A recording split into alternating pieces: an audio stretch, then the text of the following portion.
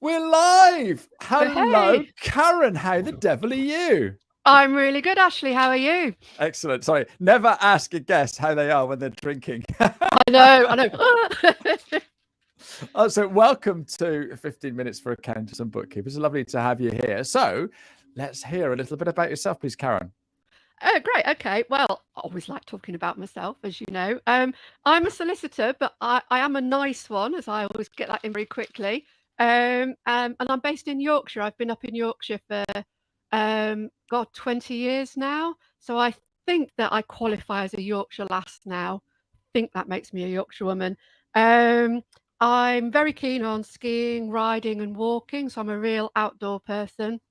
So being in Yorkshire is great because I can get to do a lot of walking and riding, not so much skiing, although sometimes with the weather as it's been recently.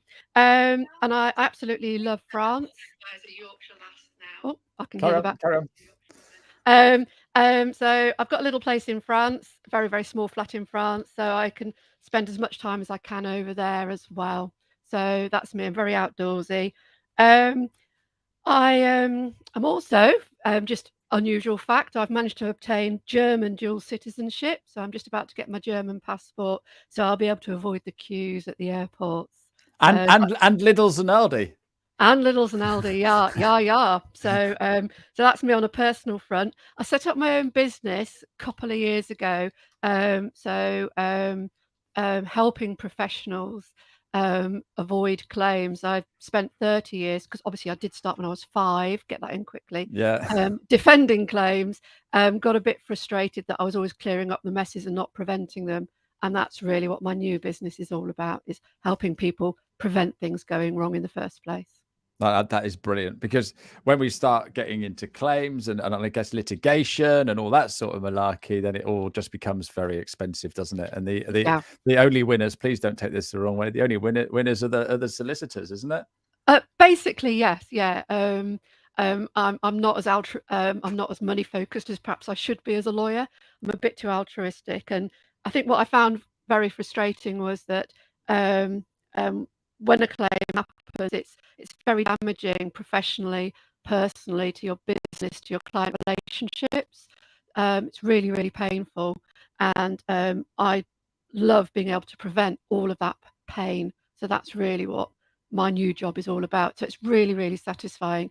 People might not realize what damage I'm preventing, but I know, and I really like helping prevent all of that. No, that's fantastic. So how do you actually do that? And so for the layman, what is it you actually do? Do a variety of things. One of the things I like doing, I call it my close the circle, is look at people's terms of business, so their engagement letters.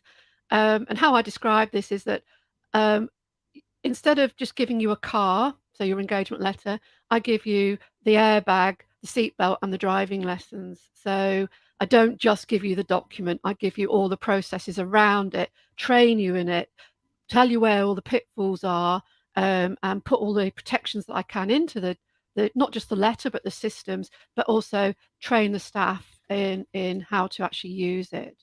Oh, right, okay. Make it a complete product, and make sure it works in your business. Fantastic. Um, Oh, if there's anybody watching want to put in a comment and ask Karen any questions, that'd be absolutely fantastic. I can see we've got a few people watching live, so that's always good stuff. So I do a lot of work with accountants and bookkeepers, and they all have engagement letters, and they all, the new ones are going, oh, what do I do? How do I do this? And stuff like that. Do you offer a service where you could look at their engagement letter and go, oh, you're going to have problems there? Is that something that you do? yes, it is. I mean, I look at where the common causes of claims are and what the problems are. And so, for example, liability caps are a common issue. People think that they'll be very clever and they'll put a low liability cap in, but the lower you go, the more likely it's going to be struck out and you'll face unlimited liability if something goes wrong. One of the common problems is scope creep. So you start being overly helpful. I put this on my Risk Bites LinkedIn page. You're trying to be too helpful to the client, and you end up doing more, and you train your client to be too reliant on you, and that causes problems and means that you end up making mistakes. you make the client too dependent on you, so they keep giving you information late and it's wrong, so you start correcting it and you're doing it in a very short time scale. This is a big problem for bookkeepers. If the client keeps giving you the paperwork late, you can't do your job properly, you make mistakes and that's your fault, whereas actually it's really the client's fault, because the client should give you the information at the right time, so you can do your job at the right time. So I'll look at the engagement letter and say, there's this problem, this problem, this problem, and I'll fix those for you. For example, if your client is actually made up of 2 individuals and they give you conflicting instructions, what do you do? And I'll put something in the engagement letter to cover that off.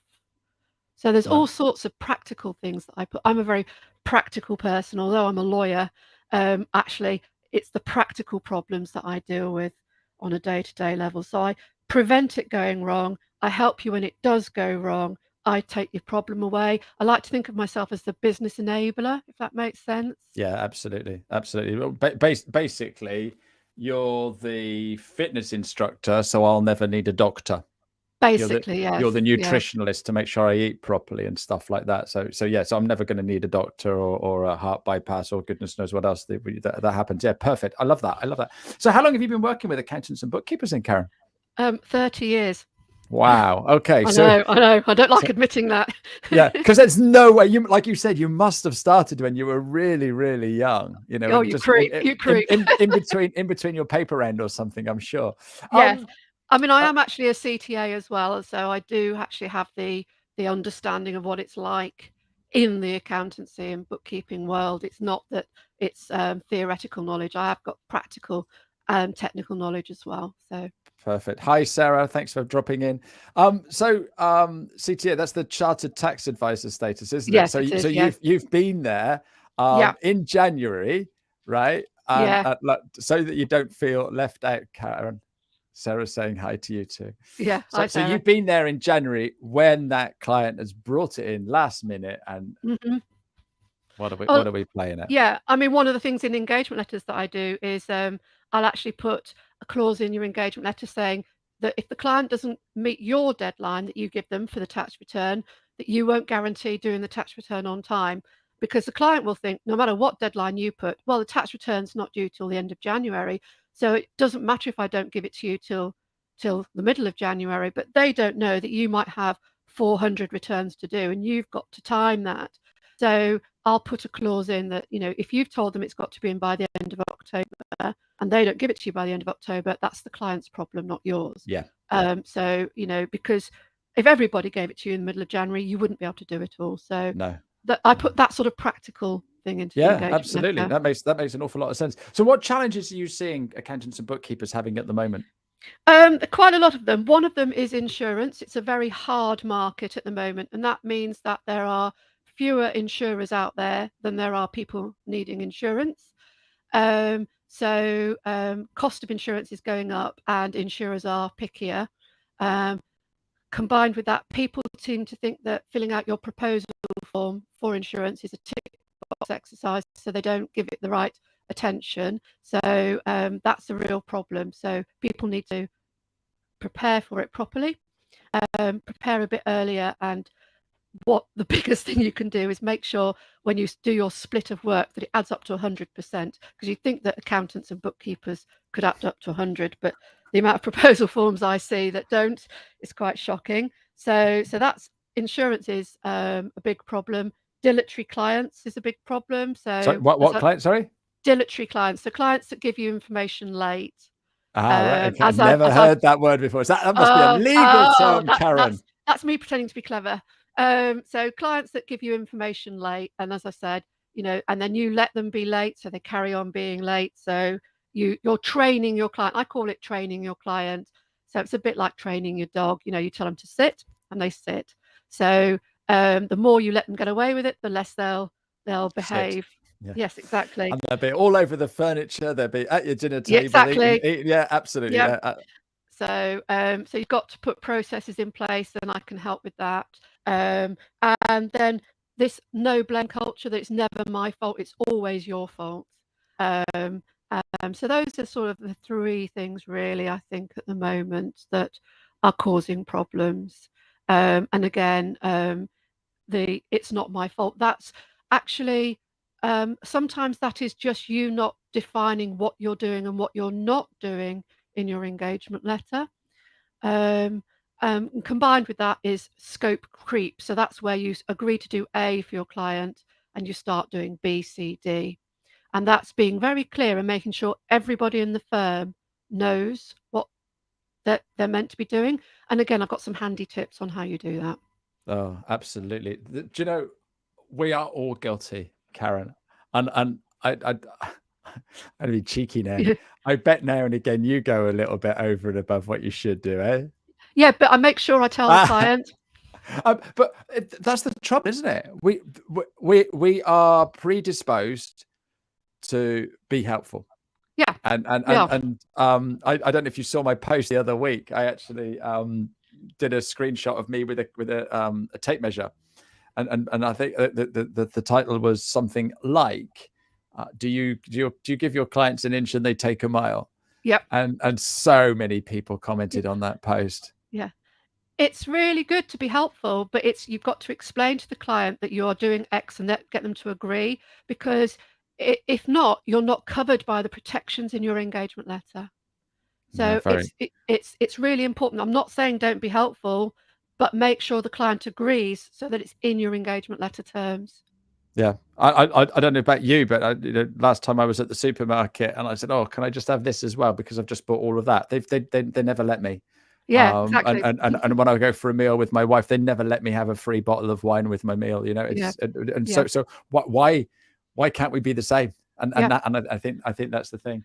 It's just making sure those protections are there, because otherwise your liability cap's not there. All the other protections that should be in your engagement letter aren't there. So it's just making sure that the client agrees.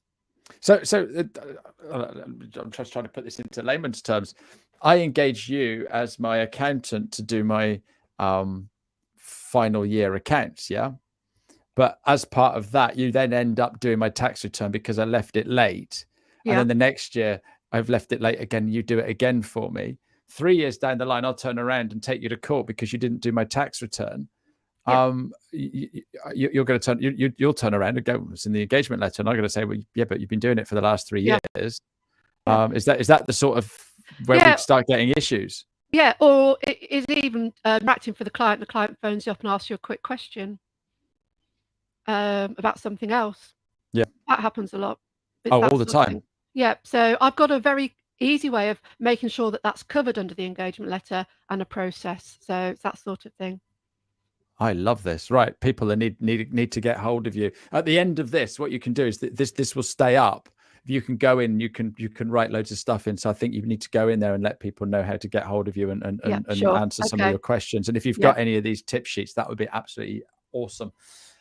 So what's your top tip that accountants and bookkeepers could do right now then, Karen?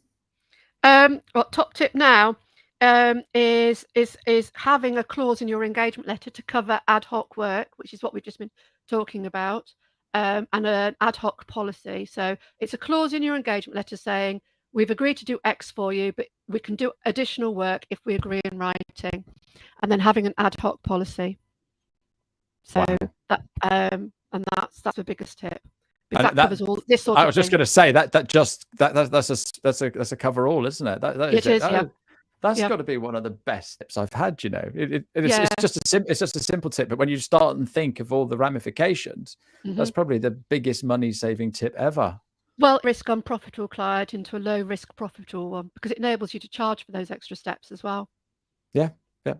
Just going back to my supermarket analogy, absolutely. So what's the best story that you can share with us of how you've helped a bookkeeper or an accountant? Yeah, very quickly, because I'm conscious of time. One of the things I also do is I help. I no longer defend professional negligence claims, but what I do still do is defend accountants and bookkeepers for disciplinaries. So if their professional body makes a complaint against them, and there was one poor accountant whose professional body was bringing proceedings against him, and they were going for it. They were going to strike him off. And his paperwork was appalling, absolutely appalling, but there were allegations that he'd been fraudulent, and they were looking to strike him off. and I held his hand all the way through the process. And he wasn't fraudulent or in any way. He just was very poor at his paperwork, and we managed to prove that, and he kept his career. Wow. Yeah. And that's the thing. They and you see it also in police dramas where you know they want to get a they want to get a you know they want to get a baddie, or they want to get an arrest or something, and they just go after this particular individual, and sometimes all we need is our hand holding. We were in the wrong place at the wrong time, or like a little bit tardy with a little bit of paperwork. So yeah, that's lovely to know. Yeah, it's sometimes it's just that the first sight it looks appalling, but when you dig into it and you spend the time, you can actually present the position in the correct way. Oh wow! Hey, you're a handy person to know, indeed. How can people get hold of you, Karen? Well, I'm available on LinkedIn. Good. And I've got a very unusual name, so I'm easy to find. I also have a Risk Bites page, so you can get me through that. So if you put Risk Bites into LinkedIn, or Karen at kareneckstein.co.uk. So Absolutely fantastic. And you are going to put all of those links in this at the end of it. I've got one yeah, more question to ask you, but I just want right. to promote my guest next week. He's down here somewhere. Where is he? There he is. I've got James Coley coming in next week. James Coley, I used to work with James, and he's now got himself an amazing role with an amazing bit of software, one that I actually use. And so he's coming in to tell us all about what he does, how he's got there, and how he's helping accountants and bookkeepers. So I look forward to that next week. So my last question, Karen, and thank you for being a lovely guest today. But when you were at primary school, right, playing in the playground and goodness knows what else, what did you want to be when you grew up? Well, I still haven't decided what I'm going to be when I grow up. So that's a slightly tricky question. I had 3 careers in mind. One was I wanted to be an actress. The other was I wanted to do something with horses. And I have a horse, so I've sort of partly achieved that. And the other was I wanted to climb Mount Everest. And I didn't manage that, but I did climb Mont Blanc, so I partially achieved that one. Wow. Okay. There's nothing to stop you doing. You can do base camp pretty easily, can't you? Yeah, Well, I I say know. pretty easily. Yeah, but it's not quite the same as summiting the mountain. So, No, but that's pretty yeah. epic. Have you seen the movie Everest? Yes, yeah, Yeah, that'll put you off. Stay at home. Stay at home. Watch it on video or something. Absolutely. Karen, you've been absolutely delightful. Thank you so much. And you know, teaching us a little bit more about what we should do to be. And I do like the fact that you're helping us not get into the mess before having to clean it up. And I think that's absolutely fantastic. So basically, rather than chasing ambulances, you're diverting the ambulances or stopping the ambulances coming. I'm stopping them being necessary in the first place. Absolutely fantastic. Brilliant. Hey, lovely to see you. Thank you very much indeed. Thank you for your comments and what have you. And I will see you next week. Cheerio. Bye-bye. Thank you for having me. Cheers. Bye-bye. You're welcome.